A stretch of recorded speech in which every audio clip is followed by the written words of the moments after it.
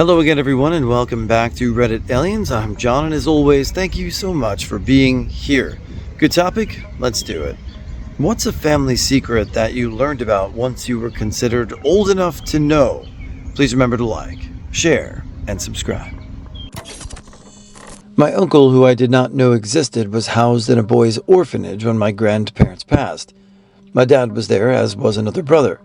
The older brother lied about his age and went into the Canadian military during World War II. My uncle had severe mental health issues and ended up killing a young girl. He was institutionalized for over 60 years in a mental health facility. My dad told me, just before he died, that they had all been SA'd by a man working at the orphanage. That broke my heart. My dad was a kind and gentle soul, and he loved my mother and me with all of his heart. I miss them both every day. I found out they had been SAing their child who had schizophrenia. They had been telling her that the voices were real, telling her to sleep in their bed for safety, and then assaulting her in her sleep, which she didn't remember because of the hallucinations and heavy disassociation. Violence against disabled people is an epidemic. My mom's side of the family was rife with abuse. There were 7 kids in this tiny cottage of a house. The older brothers were molesting some of the younger ones. My grandmother didn't do shit about it. My mother was 8 or 9 at this point when she confessed that she didn't like the babysitter. This was in the 50s. She had to walk to the candy store, ask to use the phone, call her grandma, and say she wasn't comfortable with the babysitter. He's looking down our shirts. After that phone call, injunctions were filed, and all the kids were removed from the house. I suspect that my great-grandmother knew a lot about what was happening, because the story that's been presented to me is that the babysitter is what caused the kids to be removed from the house. But that story never added up to me. I think my great-grandmother knew very well that her daughter was a shit parent, but didn't have proof until her 8-year-old granddaughter gave her a confession to go to the authorities about. My grandfather not only molested my mother, but allowed his brother to as well. When the family found out about that, for completely unrelated reasons, he was murdered by a serial killer. It was assumed he died of complications from cancer treatment. Well, we all believed in karma for a bit there. My uncle had a kid when he was 18 or 20. He left his girlfriend and the baby, and we don't know where the kid is now. The mother was Ukrainian, so my lost cousin might be fighting in the war, or he could have been killed by the Russians. It's really sad that there's no clue to help me find him. A few years back, I found out from my aunt that my uncle died from contracting HIV, all through the infected blood scandal here in the UK that took place between the 70s and early 90s, mainly through blood transfusions. I was only 3 when my uncle passed away in 1990, and I never knew why. Also, upon finding out that I was made aware that my aunt also contracted HIV from my uncle, she had treatment and is living with it. She's 65 this year, and it is to some extent perfectly healthy. After being told this, my 3 cousins comforted me and talked me through it, as it very much upset me. I'm not sure why I wasn't told about this or why it was kept a secret from me, but yeah, not so much a disturbing fact or story, but most definitely a family secret. When my great aunt G.A. and uncle G.U. married, G.U. sprang it on his new wife, G.A., that his mother would be living with them. G.A. didn't like this but had no choice. So she decided mother-in-law wasn't going to live in the house. G.A. decided they needed a bigger chicken coop, and when it was finished, G.A. set up mother-in-law to live in the old chicken coop. This was in the Midwest, so winter would have been brutal for her, and I can't imagine the smell in the summer. Apparently, she lived there when I was a small child, but we never saw her when we visited. She used old outhouses on the property, but we never saw her, and she died there. My grandpa was a serial arsonist and insurance fraudster. He was very much still alive when I learned this, though I never brought it up with him, and he's been gone for 10 years now. He burned down his own house twice and did not take any care to have family photographs, cash, or pets out of the home when it happened. I suppose because it made it seem less suspicious, so a couple of pets and a lot of things with sentimental value were lost. He also hired my dad and uncle to steal his car and destroy it so he could collect the insurance money. Dad and uncle, neither of whom are very morally upright people either, drove it into the middle of a pasture, beat the shit out of it with baseball bats, and then set it on fire. Grandpa burned down a small barn on his property too, claiming it was an accident, but by then everybody in the family knew what was really up, including me. My aunt, his daughter, also learned the truth after she became an adult, and she never forgave him. Losing both of her childhood homes, a dog, and the majority of her possessions to fire was traumatic enough.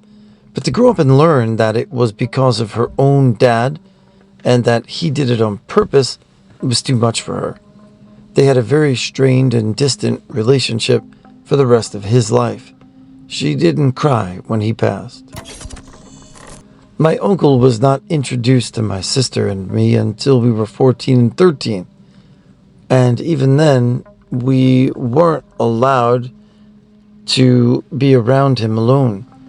My dad and grandfather finally cut him off or disowned him when I turned 19, at which point I was told that when he was 14, he are a victim in his class and went to juvenile detention till he was 18. He was later convicted of SA of his girlfriend at 22. Dad and Grandpa kicked him out when my dad saw him watching CP on his phone while the rest of the family. That's terribly sad and tragic, and yeah, I could understand why they wouldn't really tell you about that stuff at that age. Sad. When I was a little kid, 5 or 6, I was a flower girl at my aunt's wedding. The morning of, I remember my dad, the bride's brother, and Grandpa having these really grim looks on their faces. It wasn't a happy mood. It was just a very somber and grim one. One of the things, and the bridesmaids, was missing, and the other were trying everything they could to make my aunt happy. I remember asking my mom what happened, but she said it was nothing I needed to worry about. Years later, I brought up the wedding and asked my mom what happened. She said that one of the bridesmaids, a friend of my aunt's, had killed herself the day before. The bridesmaid was in love with the groom, my uncle, and couldn't bear it anymore. There's a lot more to the story that my parents, aunt, and juicer and uncle never told us about, and I don't think they ever will. My cousin has a very rare kidney disease that required new kidneys when he was younger. We were told it was due to him being unlucky. What I was then told at 18 is that his condition isn't just rare. It only tends to occur when incest is present. We're not quite sure where in the family tree it went wrong, but we have some ideas. I tell you all the names of the condition, but I've genuinely forgotten. I do not know. My paternal grandparents had 8 children at one point. 7 are living now. An 8th child drowned as a toddler when she tripped and fell into a pool or pond, some kind of water feature, in someone's backyard. It happened too quickly and quietly that it took everyone aback.